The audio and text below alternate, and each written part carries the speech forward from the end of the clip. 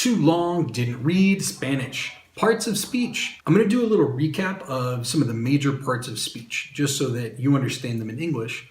So when we're talking about things in Spanish like prepositions, adverbs, adjectives, you know what those words mean. Here's a sentence. So I'm going to start by telling you about this sentence. This is what the sentences say. I happily gave my little brother a spicy apple on top of a plate.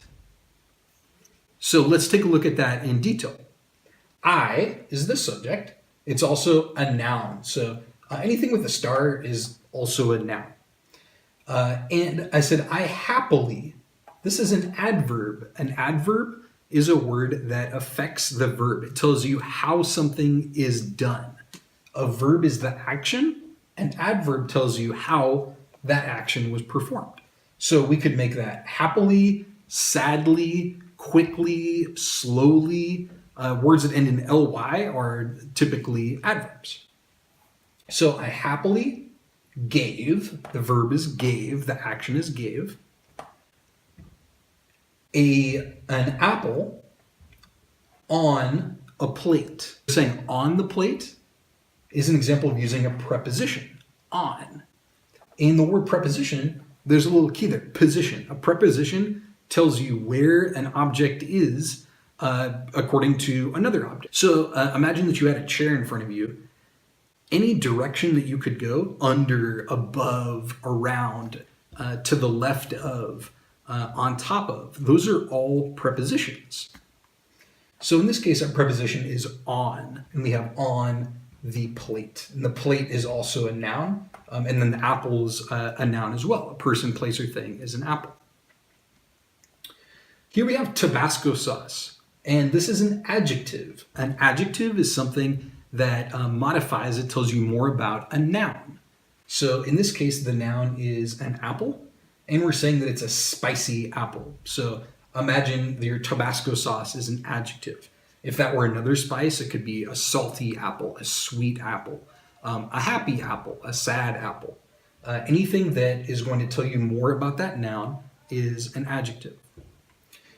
Some other things. I said, I happily gave the apple. The is an article. An article is something that tells you what the gender of the word is, which we don't have in English, and how much of an object you have. So do you have one? Do you have some? Those are examples of articles. So if I said, I happily gave the blue apple, you know exactly which one I'm talking about. The blue apple. That's what's called a definite article. You definitely know which apple we're talking about. If I said, I happily gave an apple, I could be talking about one of many different apples. I gave an apple. I know that there are more than one apples, and I gave one of them, but you don't know which one. Our verb is give.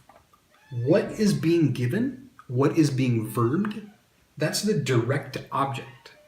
So I gave an apple. The apple is the direct object. What is given? An apple is given.